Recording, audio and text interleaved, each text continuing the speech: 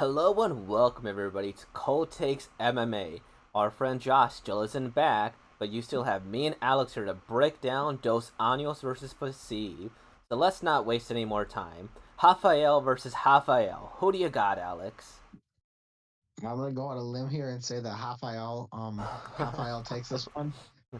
No, I'm gonna go with RDA. I've been looking at this. I've been all over the RDA money line in this since I saw the fight and saw that he was a dog. Um, Fiziev's really good, but Fiziev's also young, unproven, and the biggest thing that concerns me is we just saw this the other week with Armin and Gamrot. Young guy, never been 5 rounds, in there with a guy who has been 5 rounds. It's tough. And then when you throw in the fact that even against Bobby Green, Fiziev was slowing down in the third round, I don't see this going very well for him. I mean, there's always the chance he clips RDA early because he does come out pretty hot, but I don't know. I think if RDA stays defensive and smart and uses his wrestling and just makes Fiziev work, that by the middle of the third round, he's just not going to be the same fighter. Maybe by not by the like by the fourth and fifth rounds, he's not going to be the same fighter. And I just think RDA can pull out 3 rounds or get a late finish. Yeah, I I think. don't know. For the fact that it's plus 186, Mhm. you got to go over that. Yeah, and I think this is one of the few times where all three of us would have agreed on because Josh told us he was all over RDA as well. I'm all over RDA as well, but I'm not as high on him as Alex is here. One thing that we got to clarify right away, RDA is the real BMF. He's never refused a single fight. He was even willing to take out Islam on short notice here. But let's look at the people he lost to, right? He lost to Michael Chiesa, which fair enough. Leon Edwards, Usman and Colby Covington, Tony Ferguson, Eddie Alvarez, Khabib. He's lost to the elite of the elite in this division. Now, where I will say some hesitance though is that he is 37. He is getting up there in age here. And honestly, if you look to his Paul Felder fight, he was getting outstruck on the feet by Paul Felder. And so he had to take to the ground and wrestle into a five-fight decision there.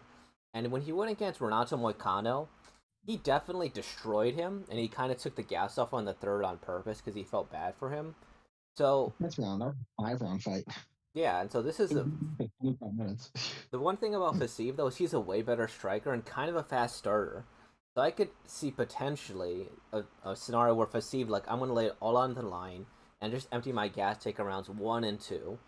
That way he could try to finish RDA. Because he is a little bit older. He's taken quite a few shots there. And one thing is Rafael or Fiziev has really good takedown defense. So he might be able to stop some of the takedowns. But ultimately, I think that after that third round, or like maybe midway through the second, you'll see that RDA will start to take over because he always kind of plods at the same pace and will be able to beat him. One thing is that if Fiziev maybe conserves his gas tank, I think that might actually benefit RDA, who's just going to keep moving forward and keep going and going to be very technical with his boxing here. So RDA, I think, is a really good value bet, and that's why I would have him. And then honestly, him against like Dustin Poirier, I think would be a really good fight afterwards. So yeah, that's my fantasy booking. Anything? Dustin will never fight RDA because no one cares about RDA. Uh, And Dustin has turned himself into a solid B side or a respectable A side of a paper, a very good B side and a respectable A side of a pay per view. he's So, he's trying to fight Chandler, but if he wants to stay active, RDA will like. I think that's a good fight well, for them. people care about Chandler. They could almost headline with Dustin and Chandler. It's like a perfect second fight for a mid title fight card. Yeah, and well, for Steve, I don't know who he'd fight after this if he wins, because they still dug him. Um, Oh, Benito. if he wins, definitely like Gaethje or Dustin or a striker in the top, probably Gaethje, someone like that. But I just don't think he beats RDA. I think RDA by hugging and defensive responsibility and gas tank. Yeah, I think so too. Because again, like we saw with Armin versus Gamrot, Armin gassed really, really hard like he usually does, and then Gamrot just beat him. So I could see the same for Fiziev, who gassed against Bobby Green. Though, fun fact, some judge actually gave Fiziev the third round I against remember Bobby that we were Green. like, "Hey, what the fuck?" Like, come on, dude. It's It's clear. hilarious. But I think we're both going with RDA. I think Moneyline is probably the safest bet. But if you want to get some real juice, buy points is plus 390. By submission is plus 750, but yeah, I just think I think the money line is too safe to pass up. I'm actually about to put like $25 on it right now. Nice. See, we always stand by our bets, everybody. We always do. So next, we got these two people from Dana White's Contender Series. Kyle Borralho versus Armin Petrosyan. So two interesting things about this. One, Armin Petrosyan is actually the name of a chess player, if I'm not mistaken, isn't it? And so, No, that's technically different. Tigran Petrosyan? Yeah, that makes sense. Maybe there's an Armin. Let me see. I don't think so. Well, maybe some like 1800 or something. But we're big fans of Yeah. chess. Nepo versus Carlsen. Maybe confirmed Carlsen says whatever. But I hate Kyle Borralho just because of his tattoo. It's so disgusting. Like he's a good fighter. He looks like No, a Brazilian Chad. he looks like a fucking like I don't even know how do I insult Paulo Costa, because that man is, even if I say dollar store Paulo Costa, that's still good looking. Like No, it's like imagine if Paulo Costa had like half the funny and twice the douchebag. yeah, that phrase tattoo, I absolutely hate it. Like come on. And the worst thing is he's pretty polite, like on the microphone too. And he wears Yeah, he just glasses. looks like a douchebag. I just hate it so badly, and I didn't even know he had a tattoo on his arm there. What is that? It says something. I don't know. But I hate it. I hate it so much. But he is better than Arn Petrosyan. I will say that. Arn Petrosyan fought Gregory Rodriguez, and Arn Petrosyan's a primary striker. He actually did really well to stay on the feet for the most part, but even then, he was still pretty badly brutalized because Gregory Rodriguez is a really solid fighter. He's like, he's Gregory Rodriguez young. I don't know. He always looks kind of old to me.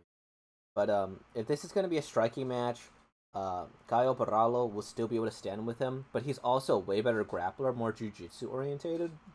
I could see an area where he goes and he taps out Armin here, but the problem is that Petrosyan is really good at getting up. But yeah, I think minus 190 for Kyle here, I would favor those odds, honestly. So. Are you seeing him at minus 190? Oh no, I'm doing it off Tapology, so they probably changed. Oh, okay, yeah, FanDuel's got him at minus 250. Oh yeah, that makes sense.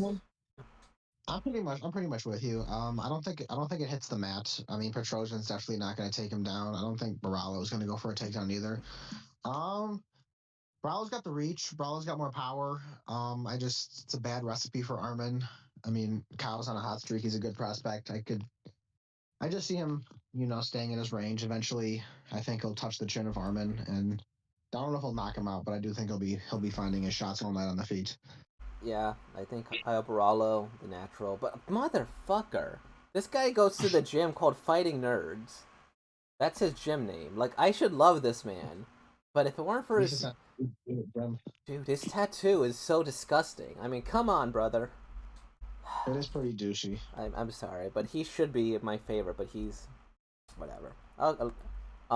Said Nurmagomedov versus Diaz Silva de Andrade. Do you have anything to say about this? 135.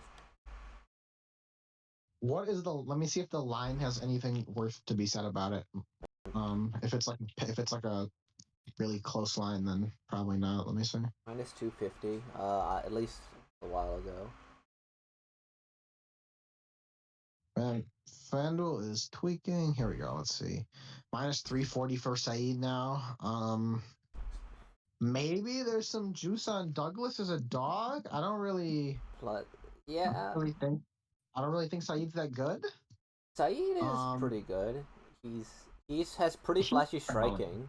He's not as good as the other, I think, Umar Nurmagomedov in this division, but he's still pretty good. Yeah. I think Douglas Silva de Andrade is like one of those. Like he's kind of an example of how deep bantamweight is, just for the fact that like nobody gives a fuck about him. Like, yeah, he's good. If you look at who he loses to, like it's usually only like relatively legit people. So he has a win over Cheeto, like from back in the day, obviously before Cheeto was what he was. But two of his last three losses are Rob Font and Jan. And Lerone Murphy. Yeah. Well, he's undefeated, so who knows? He's solid too. I was gonna say, like, it's just I don't know. I think there's a lot of juice on Andrade as a plus 250 here. Yeah, I think this might be where we look at the underdog a little bit here, but I still think that Said, he may not be directly related, but he still does the Nurmagomedov name pretty decently, so I'd still, like, use him as a parlay piece probably. I'd lean toward Andrade just based on the line. Plus 250, I like those odds. I'll stay away because I'm not confident, but if I had to bet, I'd go with the underdog. Fair enough. Let's go to the next one. Jared Vanderaa versus Chase Sherman. This is the big boys who are unranked. So I'm so. Oh, I don't know. I should make this clear. Yeah. There's nothing that gets me going like unranked heavyweights who are just gonna fight like drunk uncles. I fucking love it. I'm a big Chase Sherman guy. He's just fun to watch. Mm-hmm. He always brings it. He be getting into scraps, and I think this is gonna be one of those kind of fights. Yeah. Vanderaa isn't the most defensively responsible guy in the world. He likes to finish him, and then Sherman is on a 4-fight loss streak. I think everyone he fought was probably better than Vanderaa. Mm-hmm. So, So and then especially this time they threw him to fucking Romanov, who just massacred him. I mean, oh yeah. I think this is some. I mean, he's an underdog, but I actually kind of like him as a dog because especially with the nature of the kind of fight this will probably be, I think it gives a lot of potential for upset. Yeah, this is going to be one of those heavy fights that's kind of high volume, and then by the third round they're so spent. They both had pretty decent fights with Andrei Arlovsky here. I also think this is why I'm a little down on Jared Vanderaa. I remember his fight with Alexei Olnik. He went to the ground with that man. He was like dominating on the feet, and he chose to go to the ground. And why would you do that, man? Well, that's what I'm saying. Like he's kind of a fucking like a goof. Yeah, like there's no shame in losing to Romanov, okay? Because Romanov is a beast. I think he might even be ranked now. Arlovsky is kind of this guy who's beating everybody. He lost to Sergey Spivak pretty good, but I just think Chase Sherman is a lot more fun to watch, and I think he'll put on the volume here. Because if you look at all his last fights minus Romanov, Jay Collier, Parker Porter, and Andrei Arlovsky, those were all high volume, really exciting fights. And since both of these are on losing streaks, I think this is a loser goes home. Though I kind of feel bad if Chase Sherman goes home, to be honest, because he's always a little fun to watch. I don't think that sent Chase. I mean, if he loses, he's still a fun fighter to watch. So He would be on a 5-fight losing streak, though. Well, yeah. yeah, Okay. hopefully he's not. So Put a little money. I think we both got the underdog, Chase Sherman here, just based because he's more fun, more volume, probably better fight IQ, mildly. Yeah. Definitely. I mean, definitely more fight IQ. So We got our next one. This is one where I'm usually a big fan of covering the women's fights here, but this is, don't bet on this fight is my best advice because these two people are like, they're on losing streaks. They're both kind of low skilled at this point in their career. The only thing that I would say is that maybe if you want to put some money on Nina Nunes, she married Amanda Nunes, that her last fight, she did after having a baby, so she was definitely compromised after that. So maybe now she's more adjusted. But on the other hand, she might be a new mother. Sure, this might not be her priority anymore. But it was also against Mackenzie Dern and Tatiana Suarez, who are both legends. Tatiana Suarez could potentially be champion of the division if she didn't get injured all the time. I'd probably bet on Nina Nunes, to be honest. Also, it looks like what's her face got stopped twice. Calvillo got stopped twice in her last 2 fights. So she quit in her own one, didn't she? Yeah, on the corner. Yeah. So I would probably go with Nina Nunes just because she's an underdog, and that's literally the only reason. Yeah, okay. Next one, I guess, because I don't think you have much to add there. No, I'm very sexist. I hate women. I wish I was in a Mechian because they're all men. We all love Dragon Ball here. We're gonna see the Super movie when it comes out in America. Josh doesn't, but since Josh is in Europe right now, it's Dragon Ball week. That's Dragon Ball references the next 3 weeks. Oh, dude. Why? Well, we don't need Josh when our doctor friend loves Dragon Ball. We upgrade. Oh, yeah. Fuck you, Josh. He's probably not gonna listen to this. No, definitely not. But all right, Michael Johnson and Jamie Mullarkey. What do you think, bro? Michael Johnson, the legend, the GOAT. So based on the fact that Jamie Mullarkey is not that good, He destroys Michael Johnson. That actually got me. Okay. And that's the nature of the situation that we're in. The somewhat lack of skill from the somewhat lack of skill from Mullarkey means he fucks up Johnson. Michael Johnson does fight to the level of his opponent, or he used to. I just think at this point, like honestly, he's really spent. Mm-hmm. Like him, I mean, I don't want to say that. He won his last fight, didn't he? But it was Against Patrick Cote, I think. Let me check. Alan Alan Patrick. But Patrick, before that, yeah. like he lost to Clay Guida. Click. Like, bro, you lost to Clay. It's Clay Guida. Uh, I mean, it's just like this is a guy who had like who went like who had competitive fights with like guys like Gaethje who actually hurt Khabib, who beat Poirier, like who beat Barb, like this, you know what I mean? It's just mm-hmm. I, yeah, just to, like it's such a big drop off. I don't know, and he's Mullarkey. I mean, it's kind of Mullarkey's really good. that's what I'm saying. Like it's a fight set up for Mullarkey to just beat him. So, That's really but there's really no like what kind of like Mullarkey's gonna piece him up on the feet if Michael Johnson's gonna try to land the right hand, so and that's about it. here's where I would I was very tempted to do Jay Mullarkey as a pro. Now the more that I think about this, I kind of want to lean towards Michael Johnson to be honest, because he's a plus 200 underdog, and he's actually this is the problem with Michael Johnson. Michael Johnson should be the greatest MMA fighter of all time, like no cap. He defeated Dustin, he defeated Tony, and he dropped Usman in their training thing. He did more than like Colby Covington did in all their fights, and so Michael Johnson, like he almost beat Gaethje. He had him on skates several times. This man is insanely good. Um, but he always finds a way to fuck it all up. Except for the Clay Guida loss, where fair enough, he got out wrestled. Thiago Moises, he was winning that fight until he wasn't. Stevie Ray, fair enough, screwed up. Josh Emmett, he was winning that fight until he wasn't. I'm sure I could say that sentence a lot now. Actually, let me look at his record. Uh, Artem Lobov, go. Andre Fili, go. Darren Elkins, yeah, he lost that. But Justin Gaethje was close. Habib wasn't close. Oh, never mind. He beat Benil Dariush though. To be fair, he did land the best shot anyone ever has on Habib. Mm-hmm. He did beat Benil Dariush. I think he won that decision. I've been stuck, so I agree. Yeah. So I could see a scenario where Jay Mullarkey got brutally finished by Jalen Turner only 3 months ago. Now that's not too long ago to recover from a brutal KO, but I could see a scenario where Michael Johnson just uses experience to like go under and then come over and knock him out. So I don't know if Michael Johnson's chin is there to be honest, but he hasn't taken as much damage. So honestly, I think betting Michael Johnson via KO is probably like plus 400. You might want to sprinkle some stuff on that. But the smart money is Jamie Mullarkey all day. I was gonna say I'm not gonna bet just because I don't really like the line, but Plus 200 for Michael Johnson? yeah, definitely some value there. But Mullarkey should win. Do they have it by KO? I don't think they have props for that one yet. They might on Yeah. DK, but not one. I don't think. Yeah, that's fair. So Yeah, no handle.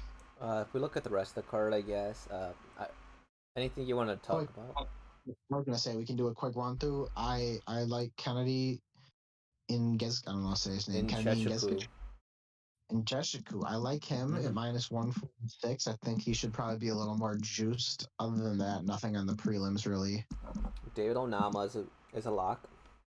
Oh, I mean, yeah, yeah, Yes, definitely. Let's see. I would say that Antonina and Courtney Casey. Antonina is exciting in the fact that she might get finished or finish. So I don't have that much faith in her to be honest. Courtney Casey isn't that much better, but I could see a world where Courtney Casey beats Antonina and she's still the disappointment of the division. So. Yeah, I mean this prelims is pretty. Yeah, they don't really have as many names. Like I don't know who Cody Tracian Gore I think was on Ultimate Fighter or something.